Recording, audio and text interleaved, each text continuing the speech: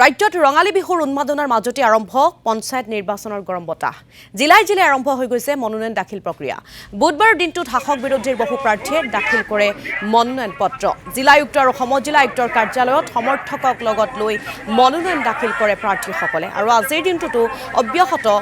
মনোনয়ন দাখিল প্ৰক্ৰিয়া গতিকে চিপাঝৰতনো কেনেকুৱা ধৰণৰ পৰিৱেশ তাক চাবৰ বাবে আমাৰ সাংবাদিক মনোজ আলীৰ সৈতে আমি লাইভ যোগে সংযুক্ত হ'বলৈ বিচাৰিছো মনোজ আলী পোনপটকৈ আপোনাৰ কাষলৈ আহিছো পঞ্চায়ত নিৰ্বাচন সমাগত আৰু তাৰ পূৰ্বতে দেখিবলৈ পোৱা গৈছে প্ৰতিটো ৰাজনৈতিক দল এতিয়া তৎপৰ হৈ পৰিছে ভোটাৰৰ কাষ চপাৰ যৎপৰোনাস্তি চেষ্টা চলাইছে প্ৰাৰ্থীসকলে গতিকে আজি মনোনয়ন পত্ৰ দাখিল কৰিবলৈ বহুতো প্ৰাৰ্থী ওলাই আহিছে চিপাঝৰত কেনেকুৱা পৰিৱেশ আমি চিপাঝৰ পৰিৱেশসমূহ আপোনাৰ জৰিয়তে চাব বিচাৰিছো মনোজ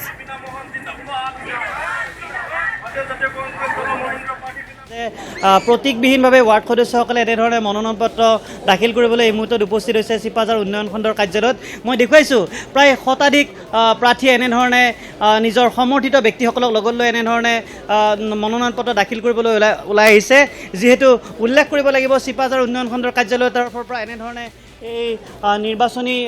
ব্যৱস্থাৱলী ৰূপায়ণ কৰা দেখিবলৈ পোৱা গৈছে আমি এগৰাকী ব্যক্তি আছে কথা পাতিম চৰকাৰী কৰ্মচাৰী কেনেধৰণে এই নিৰ্বাচনী বৈতৰণি পাৰ কৰাব আপোনালোকে চাওক আমাৰ চিপাঝাৰ উন্নয়ন খণ্ডৰ যিটো আমাৰ প্ৰচেষ্টা এই প্ৰচেষ্টাৰ জৰিয়তে আমি ২৬খনকৈ গাঁও পঞ্চায়তত আমাৰ 10জনকৈ প্ৰায় গাঁও পঞ্চায়তত এটাকৈ 260জন 260 মানে সদস্যৰ এগেইনষ্টে আমি ইয়াত মনোনয়ন পত্ৰ গ্ৰহণ কৰা হৈ আছে এতিয়ালৈ আপোনালোকে দেখিছে আমাৰ সুকলমে ধুনীয়াকৈ আমাৰ খণ্ড উন্নয়ন বিষয়া মহোদয়ৰ তৎপৰতাত সুকলমে ধুনীয়াকৈ মনোনয়ন পত্ৰ গ্ৰহণৰ কাম চলি আছে প্ৰাৰ্থী আছে কিছু আমি তেওঁলোকৰ সৈতেও কথা পাতিম আজি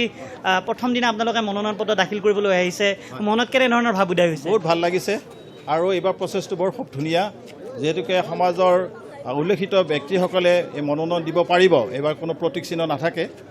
গতিকে আমি ভাল পাইছোঁ ভাল মানুহ ওলাই আহিব আৰু সমাজৰ কাম কৰিব ভাল হ'ব পঞ্চায়ত ভাল হ'ব আমি চৰকাৰক এইখিনিতে ধন্যবাদ জ্ঞাপন কৰিছোঁ ৱাৰ্ড সদস্যবিলাকৰ কোনো ধৰণৰ প্ৰতীক চিহ্ন নাথাকে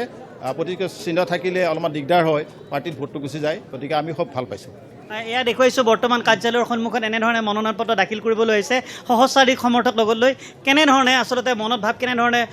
উদয় হৈছে যে যিহেতু প্ৰতীকবিহীনভাৱে ৱাৰ্ড সদস্যসকলৰ নিৰ্বাচন ইতিমধ্যে অনুষ্ঠিত হৈছে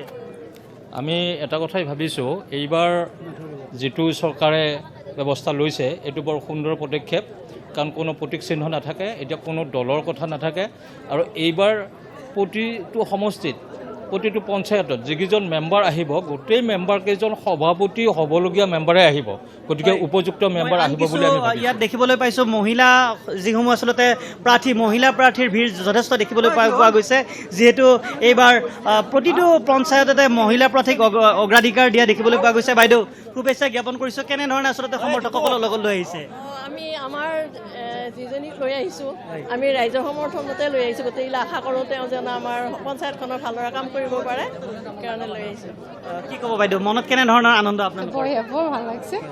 এতিয়া ভাল লাগিছে আমাৰ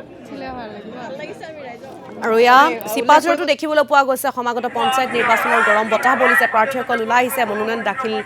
কৰিবলৈ গতিকে চিপাঝৰৰ পৰা আমাক কিছু পৰিৱেশ দেখুৱালে আমাৰ সাংবাদিক মনোজ আলীয়ে